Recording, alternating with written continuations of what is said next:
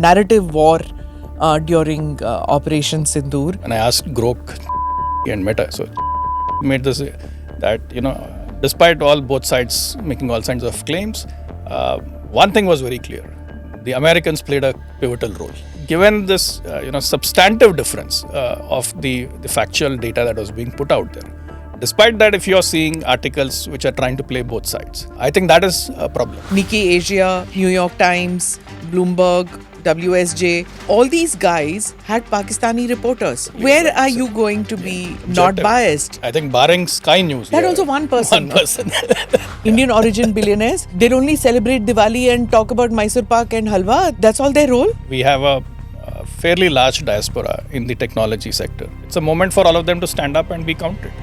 Right? Because you can't keep doing this both sides business forever. If you're getting so much of love and adulation from people of your country, then what the hell? Right. We expect it out of you. I'm not castigating just the Bombay film industry. I think even the Malayalam industry, the Tamil film industry, they need to speak up. Look at the way these global celebrities weigh in on climate issues, weigh in on Gaza issues. So make this a much broader movement, not just holding Indian celebrities and Indian billionaires to account. I think why not the global guys? If you want access to India as a market, and this is where your future economic growth is going to be, then you have to take a stance on the issues that matter to us. This episode is powered by easemytrip.com. Namaste, Jai Hind. You're watching or listening to another edition of the ENA podcast with Smita Prakash. The conversation today is about narrative wars, especially in times of conflict. What should Indians do during these times? And not just Indians in India, but diaspora too. My guest today is Shashi Shekhar, ex-CEO Prasar Bharati, founder of AI for India, which is working to create an ecosystem for artificial intelligence and emerging technologies in India. He holds several pivotal roles, including as chairperson of the Committee for Science and Technology Communication at the Department of Science and Technology DST, Government of India, and chairperson of the UGC's Experts Committee on Educational Media. He contributes governance and expertise to various boards including the Indian Institute of Mass Communication IIMC, Jamia's AJK Mass Communication and Media Research Centre. As CEO of Prasar Bharati, Shashi Shekhar drove sweeping reforms at India's public broadcaster, steering modernization of Doordarshan and All India Radio while concurrently leading Rajya Sabha TV. He's an IIT Bombay alumnus. Shashi Shekhar is also the author of Collective Spirit, Concrete Action, Man Ki Baat and its influence on India. Thank you. Thank you so much for being part of the podcast. Lots to discuss, but I'm sure you've run away from the Bangalore rains to come to dry yeah, Delhi. I could say that. Right? For one, sometimes, all these Bangaloreans who keep talking about this fabulous Bangalore weather, it's all a part of history now. Well, it's also that you don't need to go to a destination. You can enjoy the canals, you can enjoy boat rides. Just where you are. Venice in Indiranagar and all that. Yeah, but it's sad actually. I mean, to see this, Silicon Valley of the East and all that go down the drain so bad, literally go down the drain so badly. Bangalore is depressing. When I think of what it used to be and what it's become. I mean, you hear of decaying cities and all that, but it's really sad. But anyway, of course, everybody wants to talk and know your views on the narrative war during Operation Sindoor. We can't see the Pakistani Twitter handles, but those who can watch the YouTube channels of Pakistan using a VPN, and those who can see their social media posts say that that across the board, the Pakistanis have said that they have won the 4-day conflict. And there are many, even in India, who did not like the way Indian media handled the first 2 days of Operation Sindoor. Later, I think maturity set in or whatever, but people were critical of the way Indian media handled it too. So tell me what your view is of the narrative wars between India and Pakistan. Great question. There's multiple layers to how this whole thing has played out. Just while coming over this morning, I did an experiment. So I asked Grok, I asked Meta's AI and one question, saying who won this recent 4-day conflict?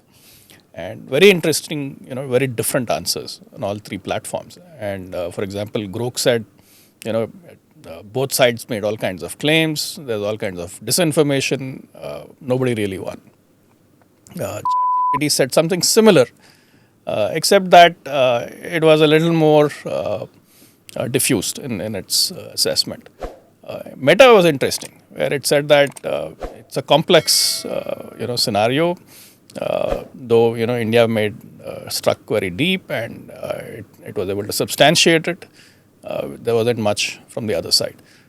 So it's interesting that the narrative that you're talking about, where this alternate reality that has been constructed in Pakistan, that they won the war and they caused all this damage and so on.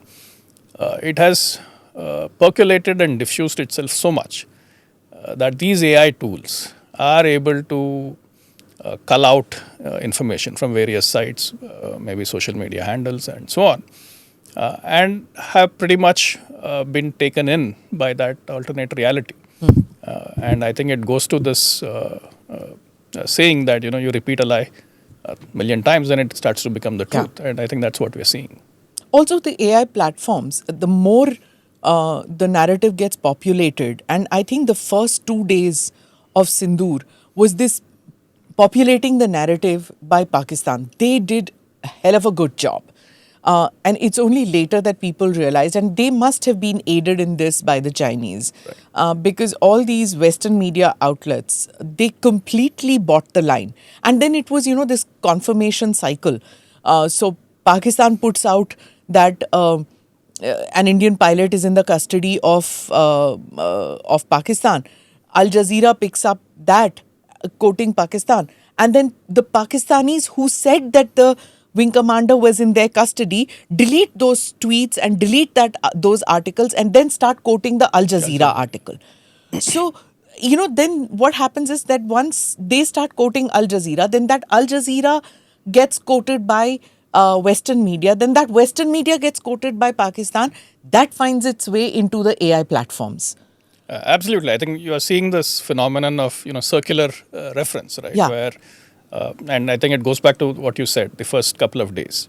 And this narrative that, the Chinese made aircrafts outperformed Indian Air Force. Yeah. And then suddenly you see this narrative in all kinds of odd blogs that how come, Indian Air Force is underperforming, or the Chinese fighter jets have scored a Bloomberg massive, had it, yeah. Bloomberg, Al Jazeera, and then there were these Air Force blogs that picked it up. Yeah, and then you saw it on Reddit, you saw it everywhere. Right? And then you see this. So where does the entire narrative of having shot down a Rafale come from?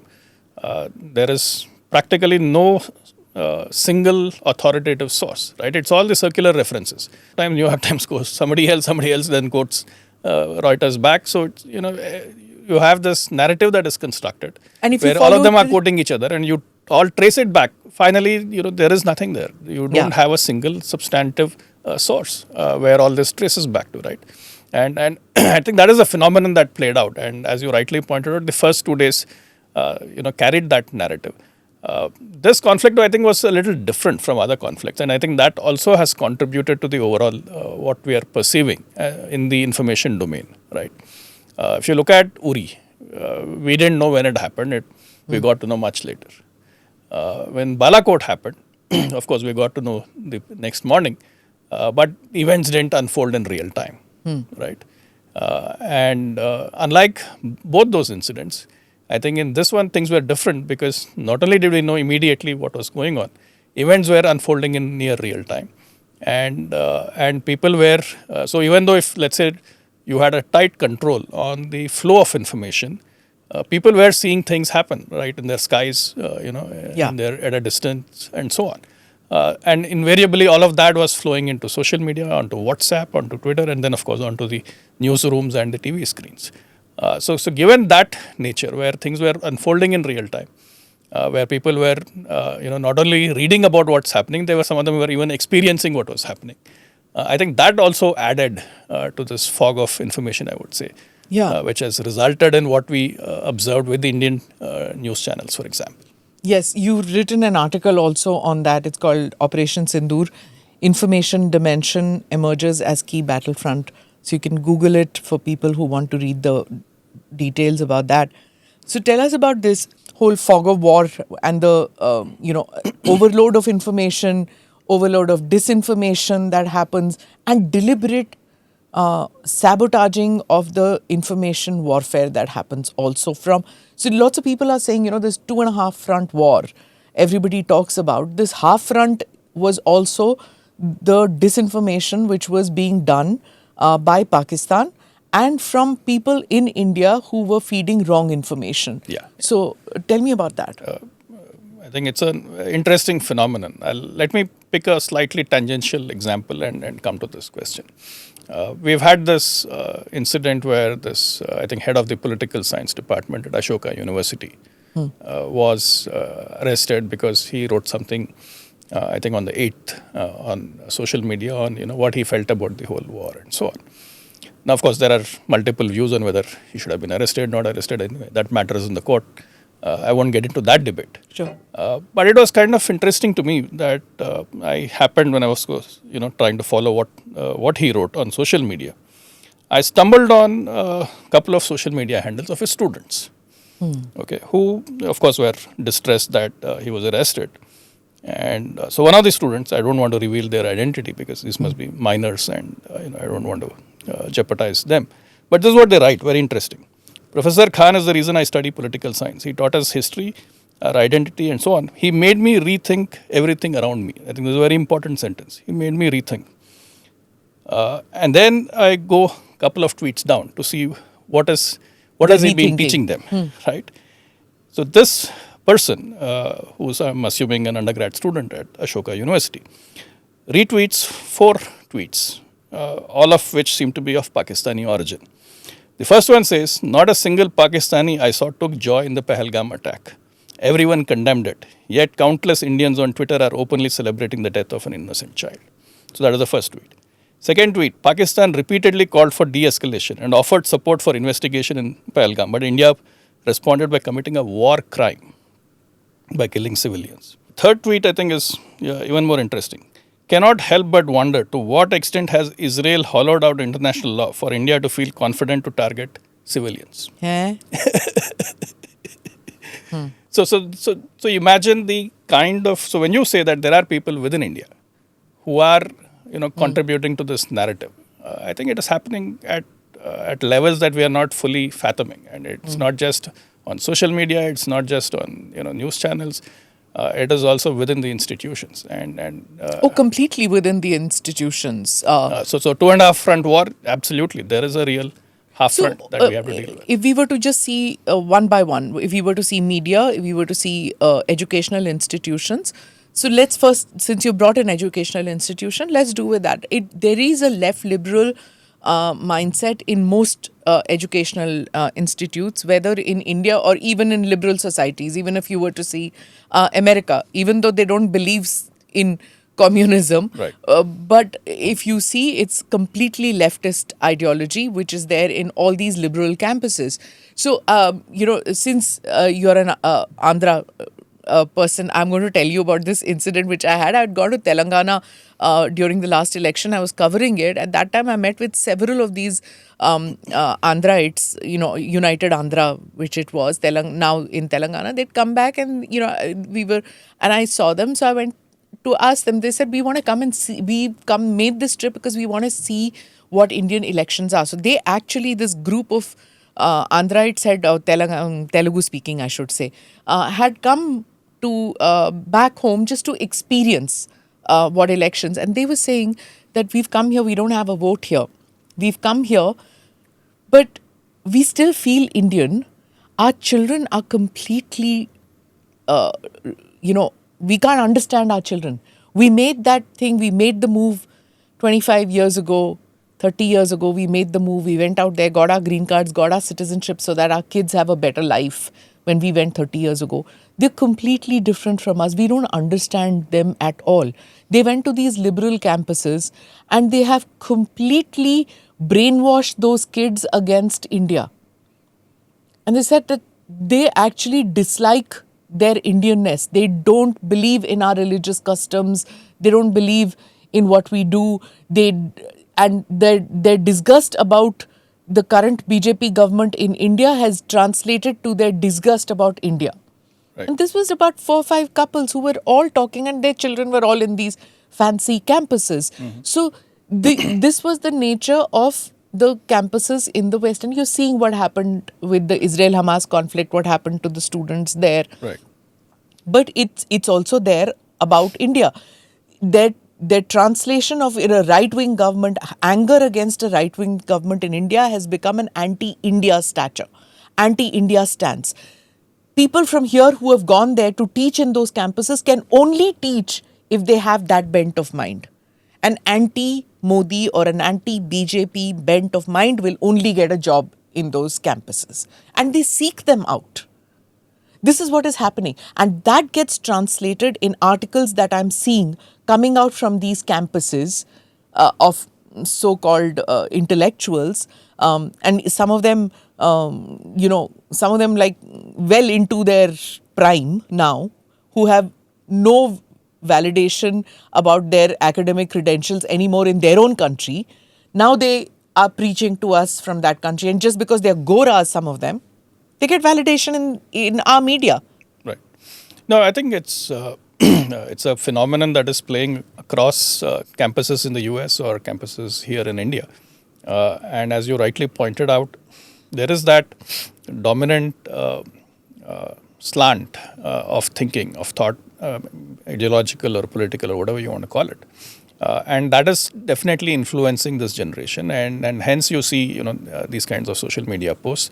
It's also interesting. I was reading a tweet of all these articles that we were talking about, Al Jazeera, CNN, and so on, New York Times. Someone had pointed out that look at the reporters who, authored or contributed to those reports. There's a very clear pattern. Perhaps what we are also seeing, apart from this, ideological conditioning that's happening in the campuses, is also the effect of the so-called DEI policies, right? The diversity, equity, inclusion policies, that certain kinds of people were hired by these media organizations, and hence their reporting is, fitting that broader pattern, and it's very obvious that what kinds of people were hired. And we also saw this in the ad that New York Times had placed some time back on when they were looking for someone to hire someone in India, right? And it fits that profile. And hence, it is not a surprise that the default way in which these media organizations looked at these news reports, even when there is overwhelming data, there is satellite imagery, there is, if you look at the contrast between the Indian briefings and the Pakistani briefings, right? The Indian briefings were to the point, factual, with very backed up by clear data. On the other hand, you had these Pakistani briefings, which were, fantasies at times. They were using gaming videos, all kinds of rubbish. So given this contrast, given this, substantive difference of the factual data that was being put out there, despite that, if you are seeing articles which are trying to play both sides, and as a result, there's a narrative of both sides. And as a result, the AI platforms are, projecting that narrative that, both sides did this. But there was no clear winner, or there's no clear moral outcome to this conflict. I think that is a problem. It's a serious problem. So, if we were to, you brought in Balakot and Uri at that. If you remember Balakot, Pakistan again got the narrative going initially, right? To say that nothing has been hit. सिर्फ कौवे मरे हैं और कुछ पेड़ गिरे हैं, right? There was nothing. Then they took the international media out there, and India didn't have imagery, right? So this whole thing of, so there was this whole group of people in this country who said that, oh, Balakot didn't happen. Forget about the international media writing it. You keep talking about international media. I want to come even to our own media. Lots of people, columnists, and especially, former defense guys who are now columnists, writing that where is the imagery? Right. Where is your imagery? Where is the video? So you have no imagery. Now this time, There's a whole lot of imagery which has come out. So now what do you do? Right. Because you are against Modi, you are against whatever Modi does. So what is the problem? So you turn around and say this is propaganda by the Fauj. So now that satellite imagery has come out, that is propaganda because you're overdoing it. Right. You're giving too much of information. I just don't get it. You know? So I'm not saying, oh, I'm not out here to say, oh, Modi government is great or whatever. I'm just talking about what is a win-win situation. If the satellite imagery is given this time and our Air Force and our Army are showing you the targets that they've hit, that becomes propaganda. So giving out facts is propaganda now. These are noted columnists and think tanks who are writing this. Please explain to me where my thinking is wrong in this now. When we look at the entire events that unfolded, right, it's easy to get caught up in what happened, who put out what fact, and so on. But if we zoom out a bit and look at the macro picture, right, this is the first time a nuclear power has struck deep inside another nuclear power. This is the first time you've had a conflict of this scale involving fighter jets of these generations, right? Even if you look at the Russia-Ukraine war, it is still not a war of there's quite a bit of asymmetry there, right? And of course there's a lot of from a drone standpoint, yes, it's very comparable, but otherwise there's quite a bit of asymmetry. While the India-Pak conflict is a very unique one that has happened, and clearly India has come on top, right, demonstrating capabilities that nobody expected, not just in striking deep, but also doing air defense and so on, right? So that puts a question mark on a whole lot of defense industries, right? You have the Chinese who wanted to showcase their products. You have the Americans who are probably looking to sell new products. They've got Russians who want to sell their products, right? So this puts a whole lot of question marks on a lot of these well-established defense industry complexes that India has been able to do all this with a lot of indigenous stuff for the first time, where you've integrated foreign technology with Indian technology, some older stuff, legacy technology, and you've done it so flawlessly. I think that is what is really causing a lot of this heartburn, and hence you see what you're seeing, that this is too much of propaganda, this is all of this is hyperbole, all of that because it is unsettling a lot of well-established defense industries. So also these defense industries, they play insidious games. See, there's this one YouTuber who's come into focus now because of what has happened and all. But that's not the only thing. The YouTuber is in your face so you can see what is happening. She's gone into the gone into the Pakistani High Commission in Delhi. She's videoing it, and it's done in a very crass manner, the way she's doing it. So it's in your face. So it's very easy for anybody to criticize her. I don't know whether they will be able to prove that whether she had been giving information and all that. She looks like a very low-level operator, even if she did do anything. These defense industries of rival nations, which are inimical to this country, also fund a whole lot of PhDs, NGOs, and things like that to write and to propagate a theory about Indian defense industry or Indian Ministry of External Affairs or Indian Fauj being incapable of producing made in India weapons, and it is India doesn't buy enough, India needs to immediately do emergency purchases from international. So there's a ecosystem which is working, which people don't figure this out. Absolutely. I think we saw it when India made the Rafale purchase, right? The manner in which the entire issue was litigated. Yeah. All kinds of corruption, conspiracy theories were floated. And even after Balakot, when the incident with Abhinandan happened, there was this question mark on did India actually bring down an F-16 or not. And even when the Air Force had this press conference where they produced certain fragments, still that issue was always kept doubtful, right? And it clearly goes back to the issue about these defense lobbies, and they would really want to always create an air of doubt on the capabilities of the indigenous Indian systems. And I think it is also very interesting that this has happened under a prime minister who has been championing indigenization in a big way. You had this whole push around Atmanirbhar Bharat. You had this whole push around building indigenous technologies. A lot of funding now going to innovations in defense and artificial intelligence, quantum, and so on. And semiconductors. So clearly there is a palpable unease that India could have pulled off something of this nature, and we perhaps also were not thinking far ahead in terms of how this information theater would have played out, right? And I guess we were very focused on the kinetic actions and not so much on the this non-kinetic theater. So while Operation Sindoor may be on pause, I don't think the information war is on pause. So while you may have ceased fire on the actions of the armed forces, I think on the information front there is no pause, and which is perhaps why the Prime Minister felt the need to send out these delegations and reach out to various countries, because we have to fight this information war. It is very clear.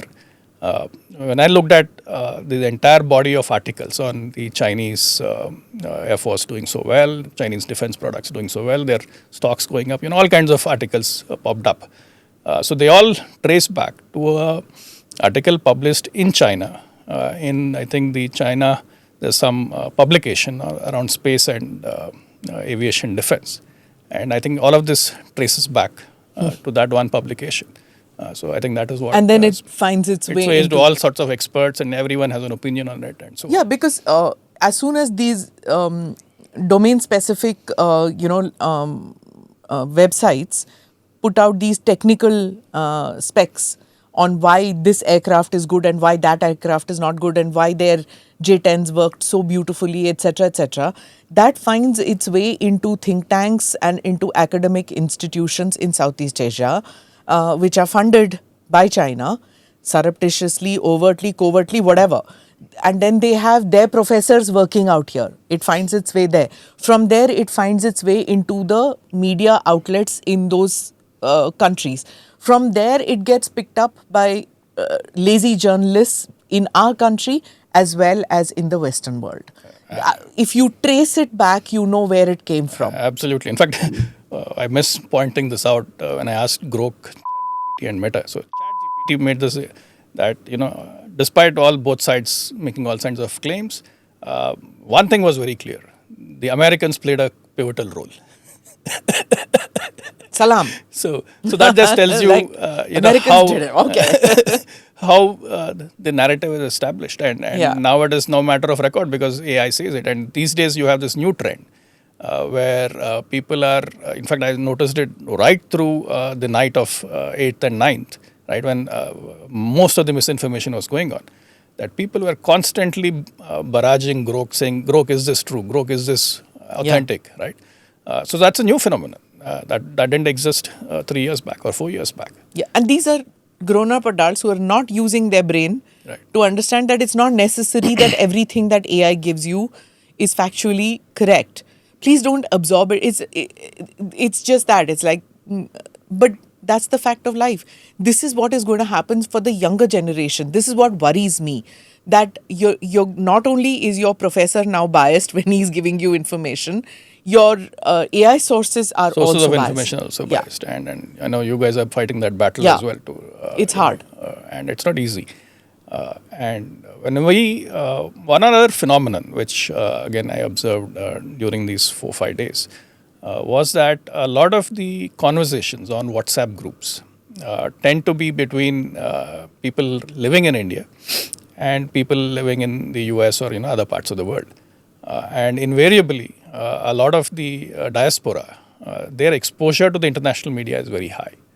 And then there is this thing, right, within the diaspora. In fact, when I was there as well, I would also feel the same thing, that you would want to see India doing well. And then when you see all these kinds of negative reporting, which is raising doubts on the Indian Air Force, which is raising doubts on Indian abilities, hyping up, exaggerating so-called Indian losses, it starts to bother you. And then you start reacting in a manner where you're very cynical and very negative. And that percolates into these social media forums, be it WhatsApp groups, be it on Twitter and so on, and then that creates this spiral of misinformation. There Right. also, I feel there's a divergence which now I'm seriously believing in that. You're saying that as an expat, as an NRI, OCI, whatever you want to call it, living abroad, you want your country to do well.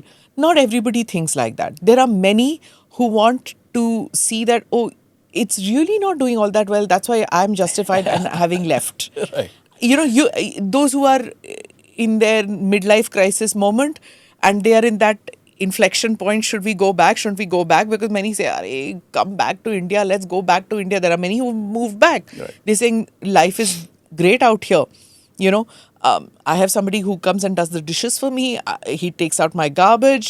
I have a lady who comes and cooks for me, and I can actually do my meditation and my yoga, and I can go out for a walk in the garden, and I like my Cubbon Park that I walk in. I like to go whatever. Right. So there are many who have done that. So the others who didn't do it are wondering, galti ki rahe? And then when they see these articles saying, oh my God, India lost to Pakistan and all that, oh, see, we did right.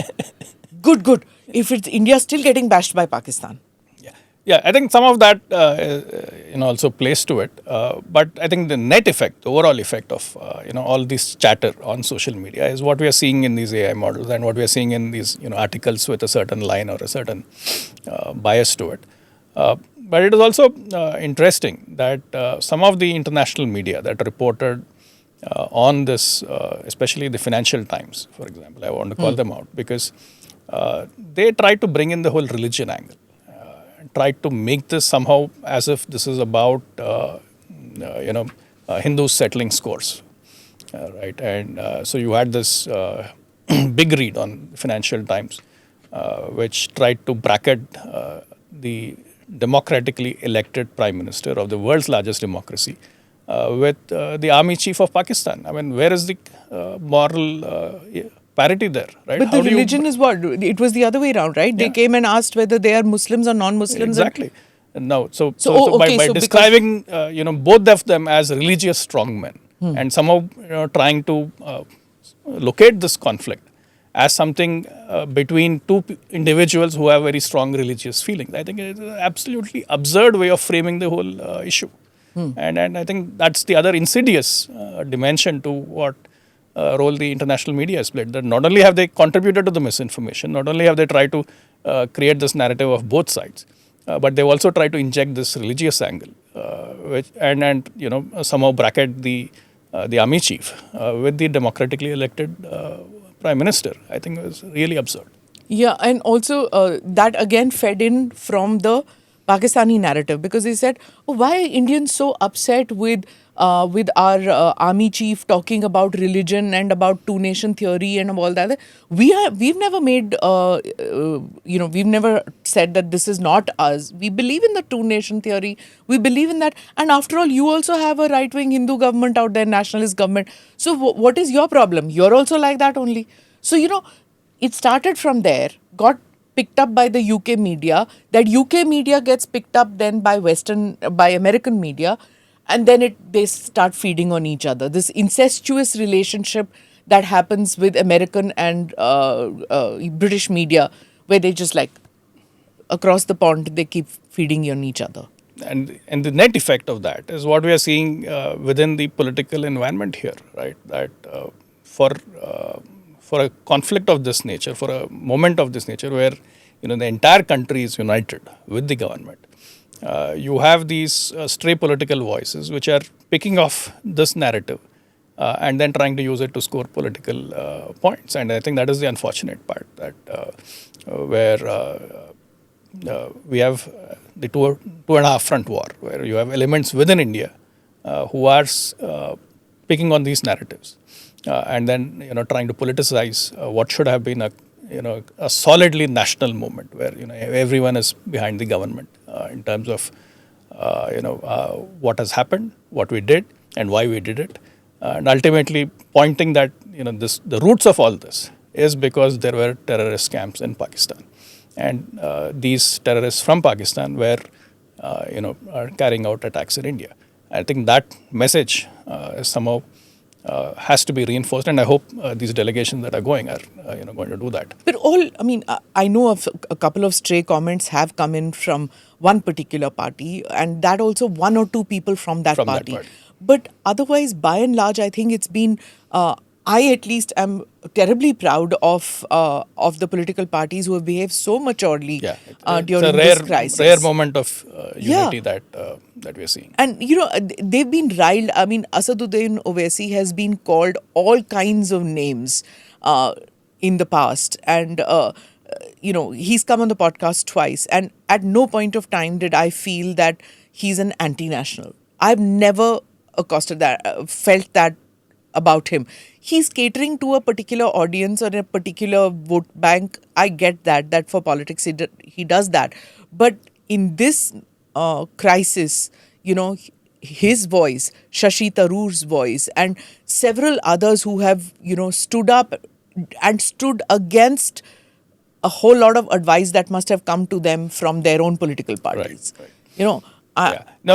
Clearly, I think very strong even the words. Communists. Yeah, absolutely. In fact, be it Mr. Owaisi, be it Mr. John Brittas, who I've had the opportunity to interact with quite a bit in the broadcast federation. I think all of them have come out very clearly. That moral clarity, that this is about our national interest and we need to defend it. Even Salman Khurshid, I think, day before yesterday. Manish Tiwari and Manish so on. Tiwari, yes. Yeah, so I think that's it's a rare moment where everyone has risen above these partisan lines and has made a very, very clear statement. And I also want to come into your article. In your article, which actually was in the middle of when everything was happening.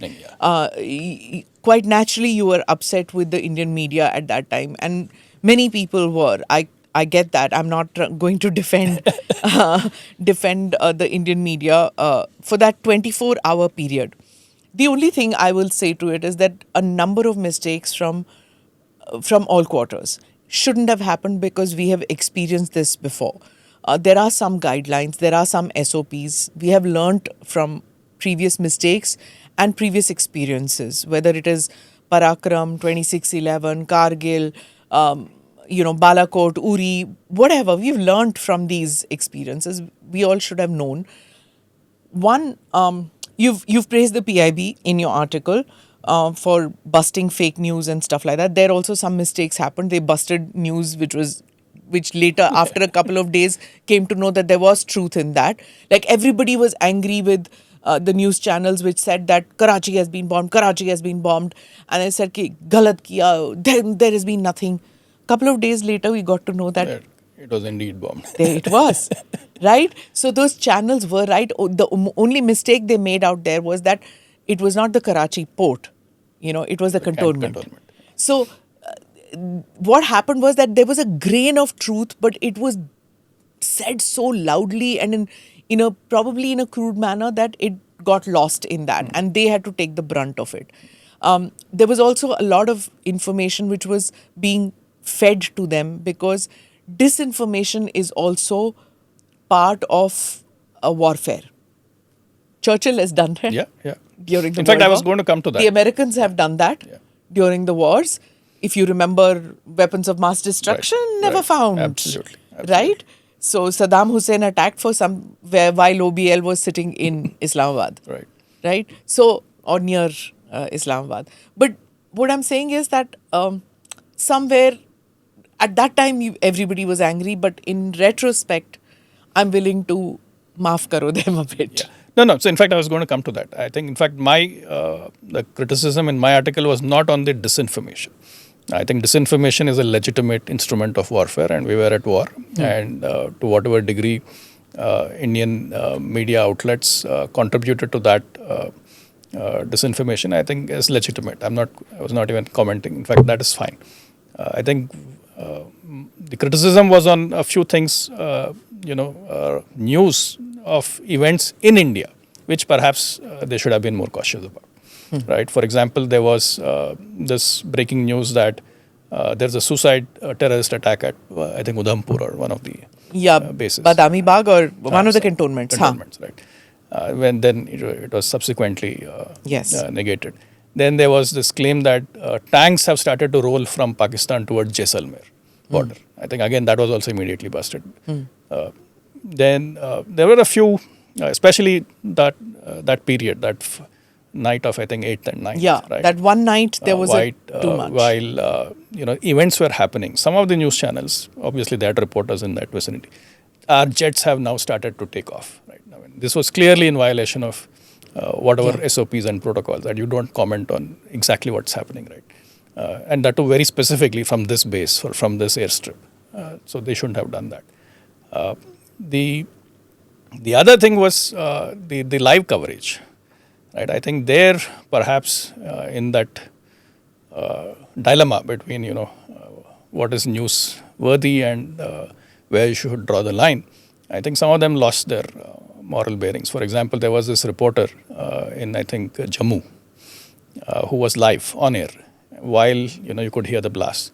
And there was this point where he was completely out of breath. He was, I think, having an anxiety attack, and they should have taken him off air. Why was he still on the screen? Right? I think these were some of the mistakes that clearly the channels made. I think also in the control room, maybe there are youngsters who haven't been trained as to what to do, and even on this reporting stuff, when you're seeing reporters switching on the camera and having the light on their faces, camera light on their faces while reporting. Yeah. Right. When there are blackouts and things. And that we've learned from the Kargil experience that the enemy gets to know where to do it. That there was also what happened was that after these mistakes which happened on the first day, the second day everybody was called. All the channels were called, the channel editors, reporters, everybody was called that restraint. Do not do this, do not reveal, do not.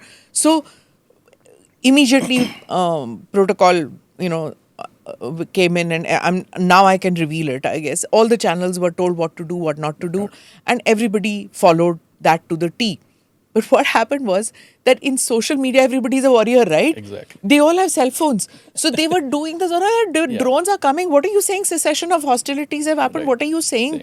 The drones are still coming because Pakistan violated the ceasefire. Right? The ceasefire or cessation of hostilities. That's the term used, not ceasefire.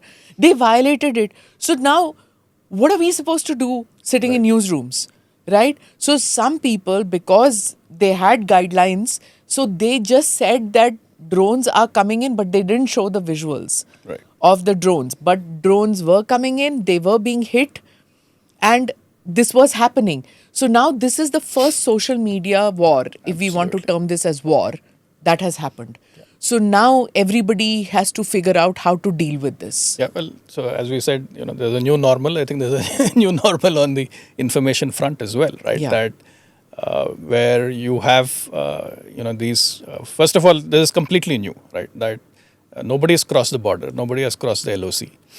But you have these unmanned aerial vehicles crossing over and then you're shooting them down. And these are happening on the skies, overpopulated areas. So people are naturally bound to know what's happening. And then, of course, now it's the era of smartphones. Everyone is capturing it, putting it on social media. So what are the protocols for this era? I think is something that we got to figure out. And this, I think, goes back to, this entire 4-day episode happened so quickly where normally you would have a build-up to a war, right? Be it any of these, like Desert Storm or the Iraq war or the Afghan war, or even the Russia-Ukraine. You had the forces massing along the borders. You had so much of build-up over the weeks. So there was a natural progression where the people would have been prepared for what to expect and how to go about life and so on. And unlike all of that, I think this 4-day thing unfolded because of the element of surprise in such a manner, so fast, that I don't think anybody was prepared. Neither the media was prepared nor the citizenry were prepared, I think. So there are a lot of lessons to be learned in terms of how do you manage the information theater in such conflicts where the people are both consumers of news, they're also reporters of news, and they're participating in this dialogue and this discourse. Because a lot of what was happening on the studios was being reflected on social media. And then the mood in social media was again flowing back. And this was creating this effect where now every channel, every news organization has this urge to break news because People are expecting them to do it. So it's also a question of expectations management. Also, in these international media outlets, when we talk about external media also, the budgets have shrunk for news coverage. Right? So many of these reporters are relying on social media for their reporting. Right. And then, your leaning comes out. Like somebody had put out I can take it. I mean, I don't know whether this is from a tweet which was put out, like Nikkei Asia, CNN, New York Times, Bloomberg, WSJ. All these guys had Pakistani reporters. Exactly. This is what I was pointing out So earlier. where are you going to be, not biased? You have the names are also Adnan Samir, Sophia Saifi, Salman Masood, Ziaur Rahman, Kamran Haider, Saeed Shah. All these people are the ones who were reporting on this, right? And then you had also television news, like CNN war correspondent Nick Robertson was based in Islamabad. Right. So he was also based in Islamabad, quoting Islamabad sources, putting it on air. So once he put it on air, people were quoting CNN. CNN. Yeah. I think barring Sky News, I don't think any of the Western media. That also one person. One person. And she was studio based. Yeah. So, the entire lot was, So regurgitating and can we just re-amplifying. now just say that, oh my God, nobody listens to us, we have to take proactive action. Yeah. Now the proactive action is that these MPs have gone. But the other proactive action is on media management too. It needs to be done within the country, it needs to be done externally too. Because when you see these media outlets, even the Indians who get column space in these outlets, completely anti-India posture. Right. And the anti-India is because they're anti-Modi or anti-BJP, it becomes anti-India. Right. So somewhere that needs to be sorted out too. I don't know, cultivate them or place your people. And even in universities abroad, it has to be done. Yeah, I think it's there's no fast way to do it. There's no rapid way to do it. We'll have to, it's a long game. I don't know. China did it. Yeah, but if you go back, I think there's a good amount of body of research on how China manages perception and how China has built this, right? It has happened over a period of time.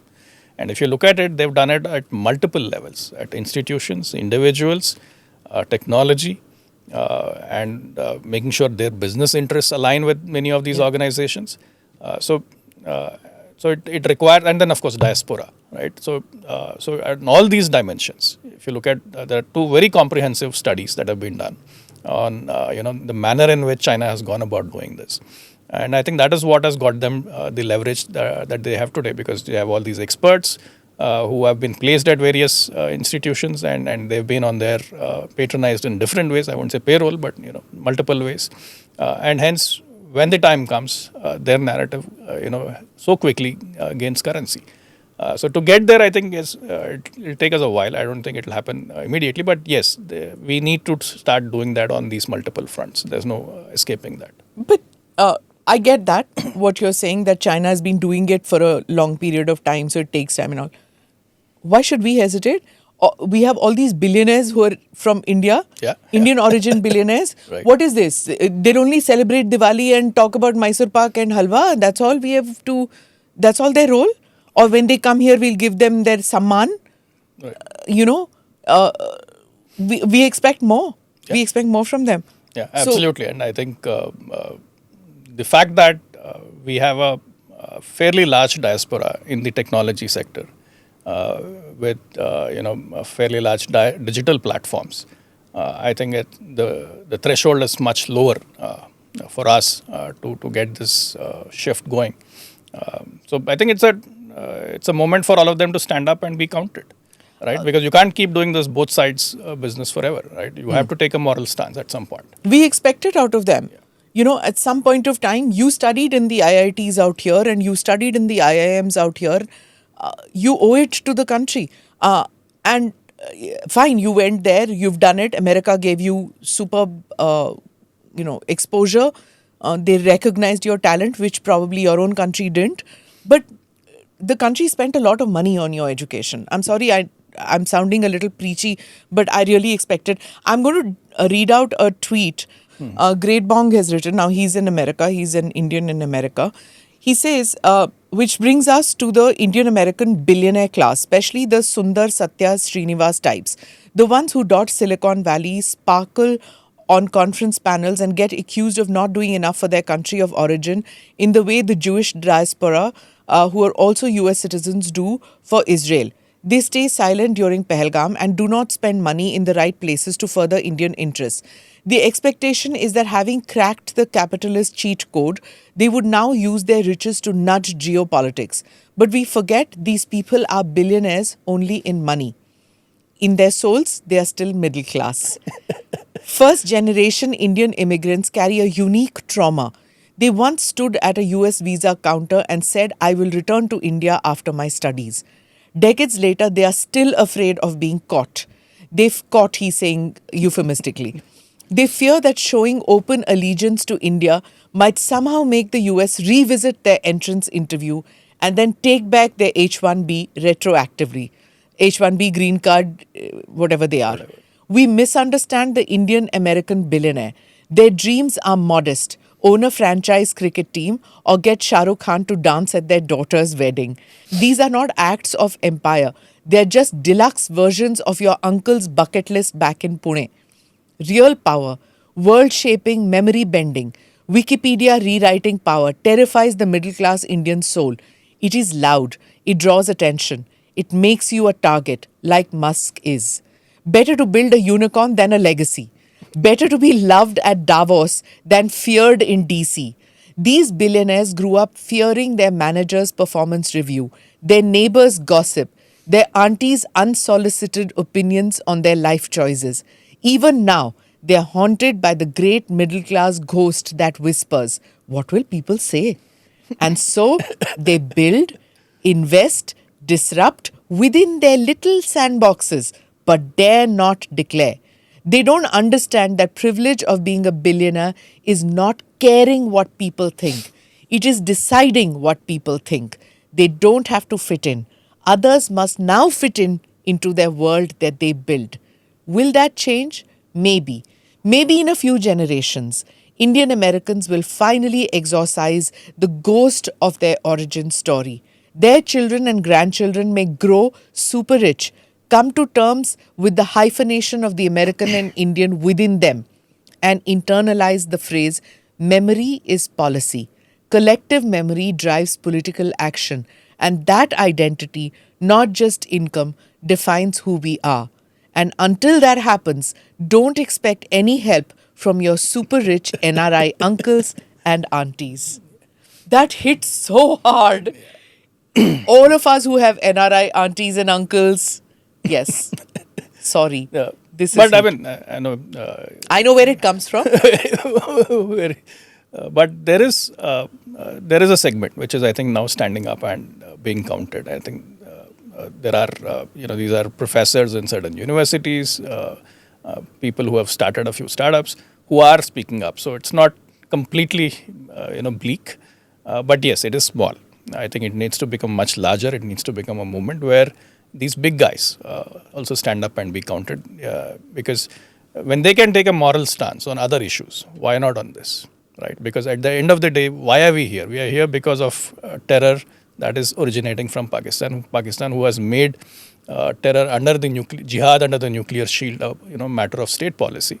And why isn't the world taking a moral stance on it? Why is this, playing this two sides business, right? This has got to stop.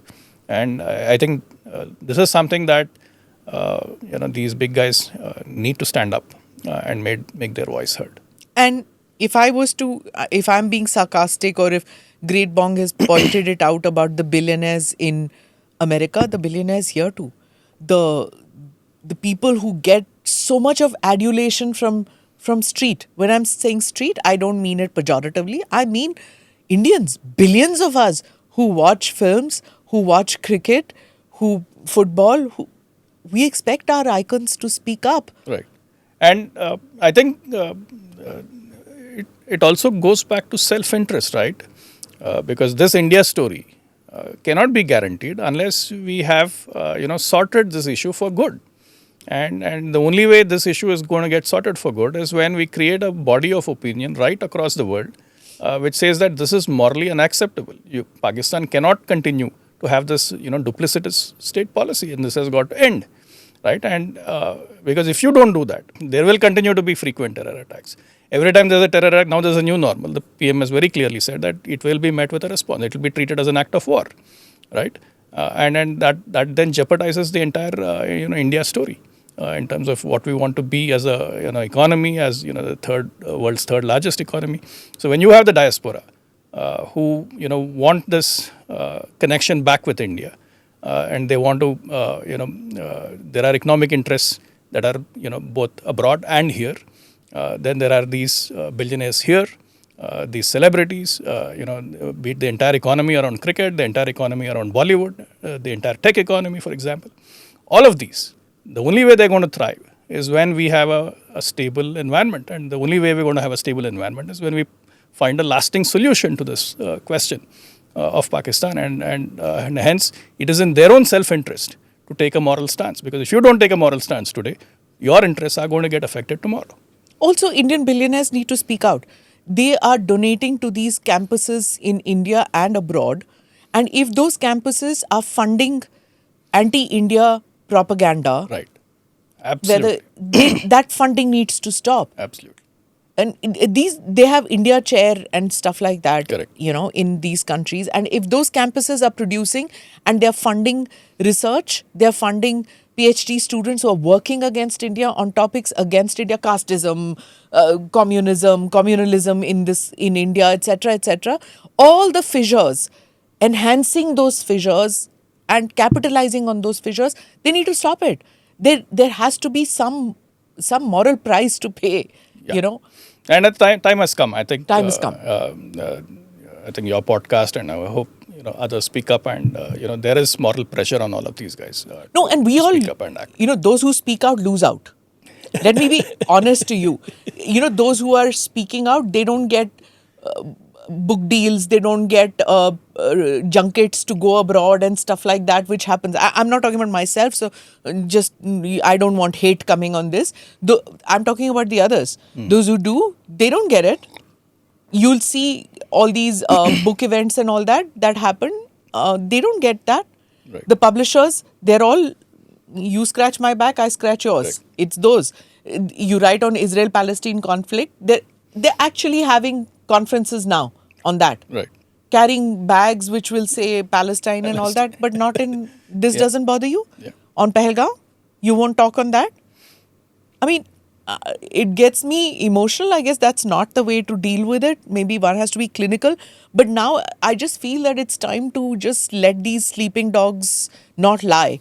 You need to kick them into action now. Yeah. No, I think the moment has come. And as part of, what needs to happen going forward, now that, the hostile actions have ceased, there is this global outreach that's happening with these different delegations. I think a similar, perhaps, push has to be done outside of the government with the broader civil society. So we take a moral stance, a very clear moral stance that this can't go on anymore. Yeah. And Pakistan has to change. And the only way that's going to happen is when the entire world bears down on them. And also there are some people with chindi mentality who saying, why on taxpayers' money you're sending all these politicians when you have Indian Foreign Service? Please explain why it's necessary to have at various levels the engagement. I'm not going to say it because I'm all worked up anyway. So you tell people. Yeah. So when you look at any of these countries, right? The engagement has to be at different levels. There is, of course, the government-to-government contact. Then there is the local media. Then there is these local think tanks, the opinion-making class. And it is also because of this insidious manner in which people like the Financial Times and others have reported, where they've tried to give it a very religious color. I think it's very important for the world to hear that the entire country is morally clear on this issue. And hence, who best than having this very diverse panel of parliamentarians across partisan lines, across religious identities, stepping up and speaking in one voice. I think it's very important. And because it's a parliamentary delegation, they have the freedom and flexibility to engage, beyond the so-called official channels, right? And so they can have informal briefings. I don't know if it'll all change in one go, but I think it at least establishes those channels of communication with opinion makers in different countries, which hopefully will trickle down, and then the narratives will get better and better over a period of time.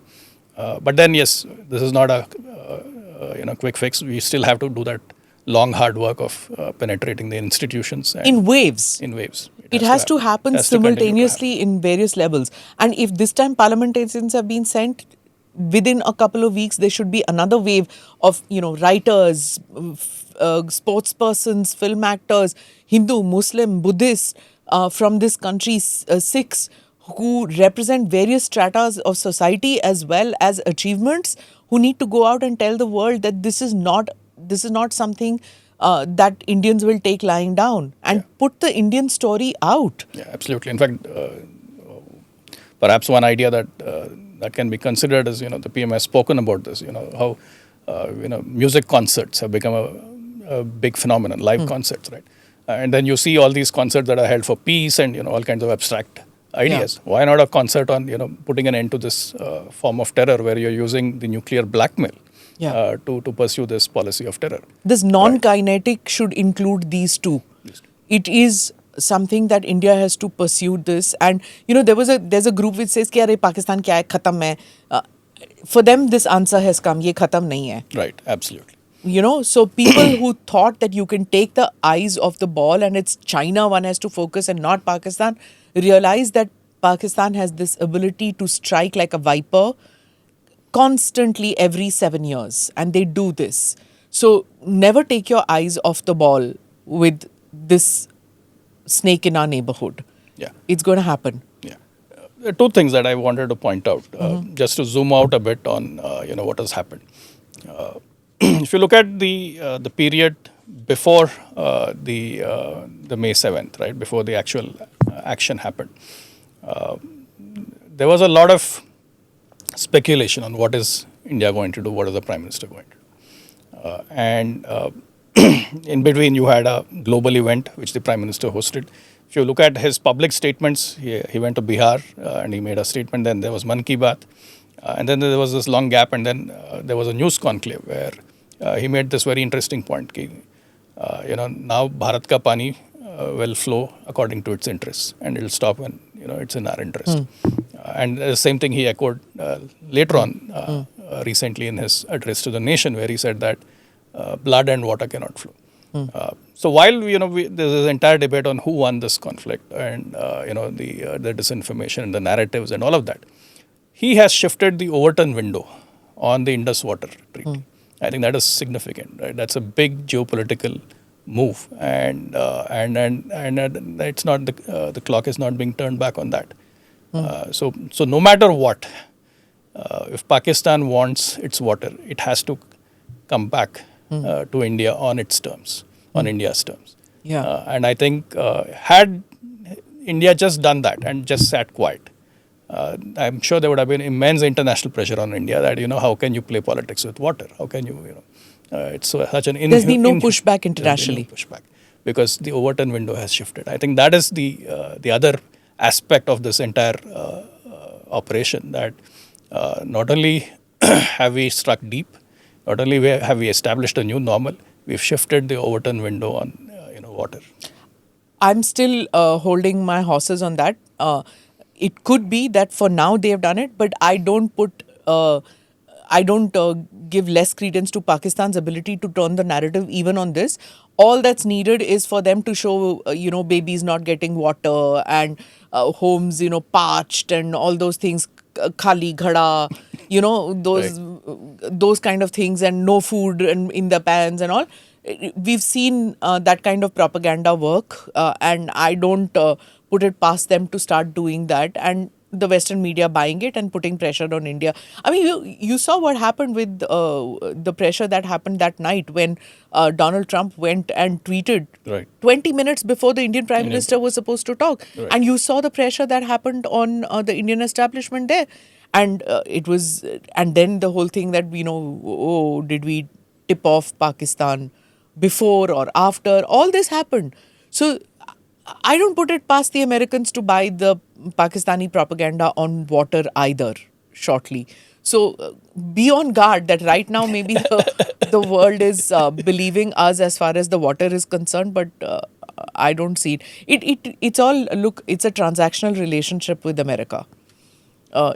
So I don't know, if we don't buy some of their stuff or when the trade tariff, you don't know which way it's going to go. Yeah, which brings me to the second point that I wanted to make, that because you have this transactional relationship and with the US, and Europe is of course unhappy with India that we never supported them on Ukraine, so they're not going to play ball on this issue.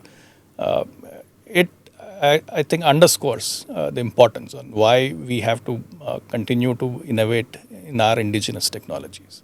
And I don't think there's any escaping that, be it on the defense side, be it on the communication side, be it on AI and all these emerging technologies. I think we have to accelerate that. We have to invest, and the government can't do it on itself. It has to involve the private sector in a big way, and I think initiatives around public-private in emerging technologies will have to get a boost. I think that's very, very critical and important.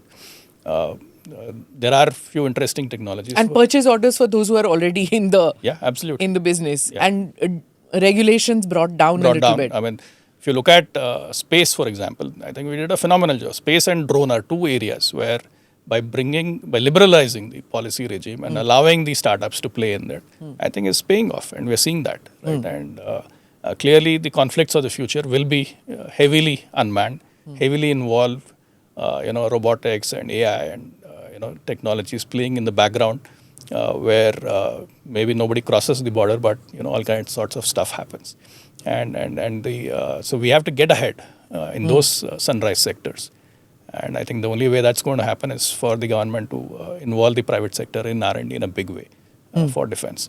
In fact, a couple of the technologies I had mentioned in my article as well, like D2M and so on, where you could have both a civilian application, where in an environment of this nature, you're able to put out authentic information reliably to the people directly on their mobile phones, even if, let's say, you're turning off the internet, for example. The other is also use the same technologies as a backup to satellites, because if you look at what went down in those 4 days, I think the satellites played a big role, right? Because without accurate imagery, without accurate positioning, there was no way you could have carried out what you did. But then those are also susceptible to jamming and disruption. I also found it strange that they didn't switch off the internet at the border areas during those 4 days. I thought that would happen, especially when people were putting up pictures of the drones and all that in real time. In spite of that, in both countries, the internet was not brought down. Whereas in conflict times, you would have expected that, that it happens, but it didn't. The one thing I wanted to ask you was, when we briefly talked about street determining policy. There's a lot of there are opinions on that. Some say that governments come under pressure because of public opinion and they take certain steps. And there are some academics who said that it was too much of jingoism on television. It put pressure on the government to take action, and then some saying that no, it didn't, because if that was the case, then it wouldn't have stopped hostilities after 4 days. It wouldn't have done cessation of hostilities. It would have gone on because the street wanted more action. So it wouldn't have. So there are two opinions. And then what you saw was proactive action by the street as far as Turkey is concerned. The pressure that Indian businesses came under to stop all cooperation with Turkey, travel operators, Apple traders, so many people, airports, everybody came under pressure. Do you see that as a healthy sign? Well, I think whether it's healthy or unhealthy, it is the reality, right? That in this era of social media, there is no way you can avoid this burden of expectations. And the burden of expectations was very high because remember, you moved you raised the bar with Uri, and then you raised the bar even more with Balakot. So people were expecting all sorts of things. And then there was this expectation that no, this is going to be the final solution. You're going to because he said mitti mein mila denge. Yeah. Now, obviously, so there is an element of expectations management, and which was palpable when the cessation was announced. That people felt, how did this suddenly end? Because you had this frenzy on TV and social media feeding. This is happening, that's happening. We did this, we stuck there, right? And then all of a sudden everything stopped. So expectation management is going to be a very big thing because you can't have the street cheering on as if this is a IPL T20 match, right? It is not. It is not a stadium sport. There will be losses, like the Air Marshal rightly pointed out, in any conflict. And there will be all sorts of twists and turns, and you have to trust the government to take the right calls at the right moment. So how do you manage expectations? I think is going to be something that we'll have to figure out. I don't think we have fully figured that out in this era. And as you rightly said, the street power to push back on countries that are arming Pakistan, I think is a very important thing. I remember when I was the CEO of Prasar Bharati, TRT world was relentless in its anti-India propaganda on more than one occasion. And so at one point, because we had this MOU with TRT and that was expiring, we took a decision that we will not renew that MOU. And there was one event of the Asia Pacific Broadcasting Union, which was going to be held in Turkey. And I wrote a very strong letter saying that we will not participate because given their track record and history of anti-India commentary, we had to take a stance. So I think this is not new, and I'm glad that now it is spread across civil society because Turkey has no real stake here. Why are they even getting involved? Right, and they have been even without getting into the defense stuff, they've been allowing TRT world to be used as a propaganda vehicle for anti-India propaganda for quite some time now with Kashmiri separatists and all sorts of characters. So yes, I think it's something very legitimate, and I'm very glad that the broader civil society has stood up on Turkey. And it just goes to your earlier point, right? Now, what about the other big guys, right? Bollywood actors and so on. Can Bollywood take a stance on this? I don't expect that entire Bollywood will do that.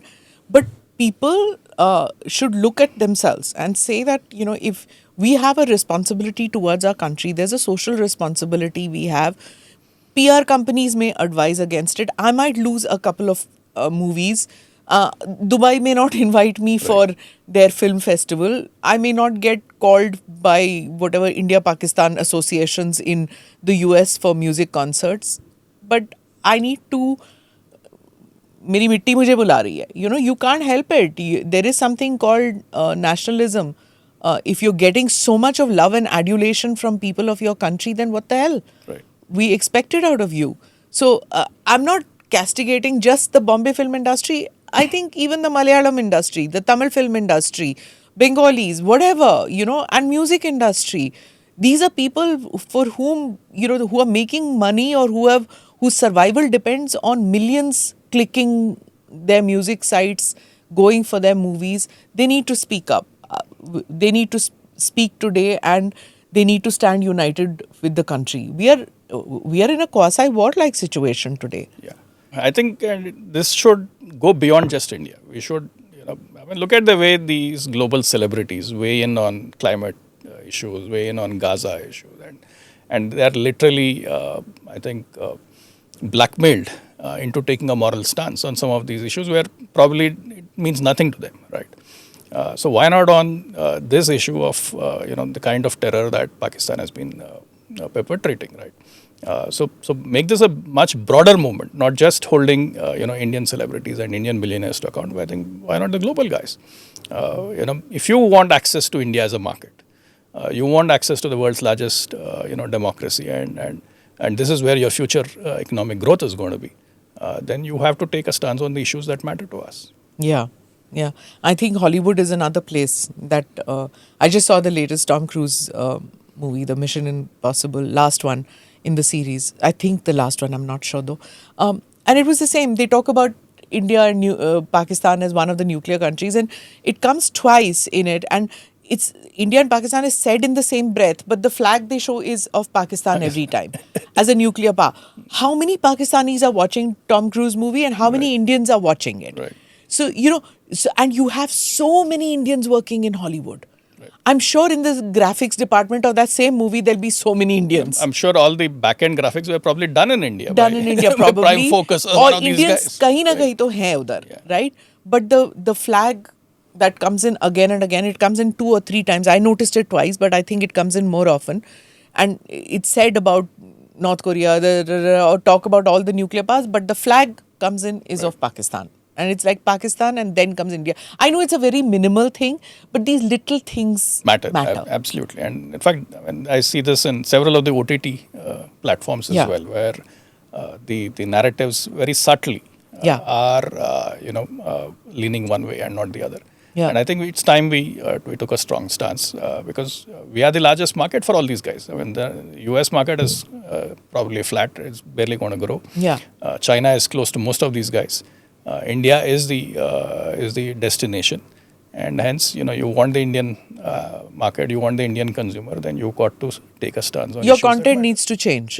I mean, sometimes I feel we laugh at what Donald Trump says, like oh, I use trade, the way he says it, but you may not say it in that manner, but you got to do in what he says. I mean, we've got to do the similar kind of line we have to take. If those are the rules that you are going to lay down, if we have changed our rules of engagement because of what Pakistan did, that terror has made us change our national security doctrine, that an act of terror is going to be an act of war, right? We have changed our doctrine because of that attitude, then we have to change our rules of engagement with American businesses too. If those kind of things are going to be applied to us, then we have to change it. To what they are doing. So these are harsh steps, but we have reached that inflection point, I feel. Yeah, and I think the success of what the Prime Minister has set about to do, right, where he said, this is the new normal and this is the line, and if you cross this line, we will be forced to act. It has to be bolstered from these other dimensions as well, the narrative dimension, the information dimension, and that's the only way we'll ensure that he's successful with what he's able to do, because it is only so much that you can do to hold that line unless the broader civil society comes together and takes the stance and then forces all these guys around the world to change. And I think that's the only way we will be able to win the war. That's in the true sense, not just on the field but also off the field. Nikalo list na of the Padma awardees, if nothing else. You got Padma award, now do this for your country. The country recognized your art, do that, now you speak. I mean, it's very crude. Khel Ratna award nikalo. कौन किस को खेल रत्न award मिला है, अब बोलो तुम, go to the world and talk the India story. The country I recall you. During these IPL matches, there was that stupid incident, or was it IPL or was it cricket? I'm forgetting, some world cricket or something, where they wanted to take a knee. And so stupid, right? On an issue which is not relevant to Indian society. It has no meaning in Indian context. But you were willing to, just because there were cameras and there was international media, you took a stance. Yeah. Why not do the same thing here? Why not we say that every match will start with a pledge against this kind of terror? And I'm looking at the blackmail. spiritual gurus too. Right. They have such huge flocks. They have huge crowds which come to them, give them so much of money, and they become so big. They have industrialists who come to them.